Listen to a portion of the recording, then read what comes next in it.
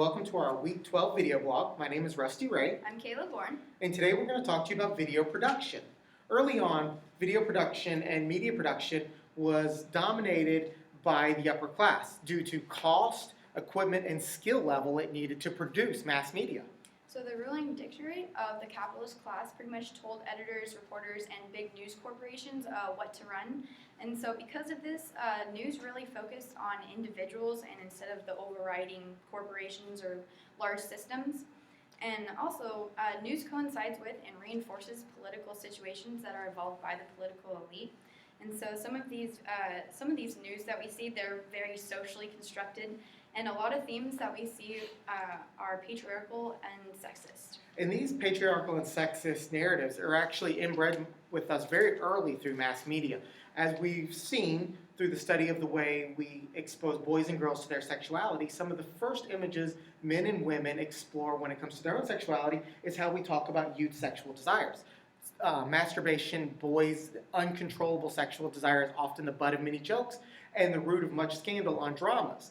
Whereas females, their sexual desires early on are often a taboo topic. Their actual narrative when it comes to their early on sexual desires is setting limits for men and being the gatekeeper and the one who controls male sexual desires.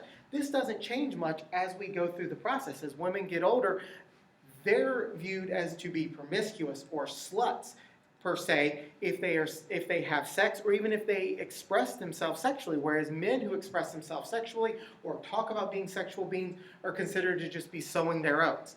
This is not only a narrative when it comes to entertainment, comedies, dramas, and movies. This is actually a narrative when it comes to our news media. As we saw a few years ago when Sandra Fluke went in front of Congress simply to testify for the right to have birth control, she was flooded with a bunch of negative press and negative media coming from a specific segment of the news population calling her a slut, talking about things like how she wanted taxpayers to pay for her sexual promiscuity. This is once again just speaking to the differences in the way our society and the mass media feeds the narratives when it comes to male and female sexuality. So one of the things that I really noticed when I was growing up that women are viewed as very sexualized. They're viewed as more like objects instead of actual people. And so one of the specific stories that I like to tell is I actually went to the Vancouver Mall and I was sitting there with my friends at Starbucks and there was a woman who's breastfeeding her child. She had a blanket over her. It was completely normal. No one was making a big deal of it. And there's a security guard who came up to her and told her that that was not okay and that if she was too revealing when she was literally sitting right in front of the Victoria's Secret store. So these women are in panties and bras, and this woman who's literally feeding her baby. It's wrong. Yeah, often in today's media, whether it's news or entertainment, women are overly sexualized. Carl's Jr.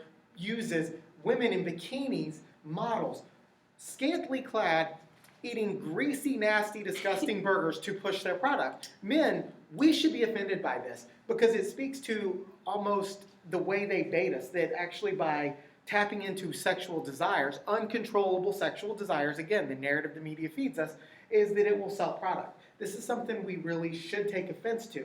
But mostly men sit on the sidelines and don't say much about it, whereas we're starting to see in this new user-based content era in the 21st century, thanks to YouTube, Facebook, Twitter, and all these other media outlets, women are finally beginning to express themselves. A couple of names that have recently hit on YouTube channels that are predominantly promoting a better view of female sexuality. Stacey Green and Jennifer Gonzalez have produced YouTube videos. I believe there's a YouTube channel as well, all promoting healthy, positive female sexual desires or behaviors that take this once taboo and very sexually objectified narrative and bring it into a more modern view as positive and part of a female's life.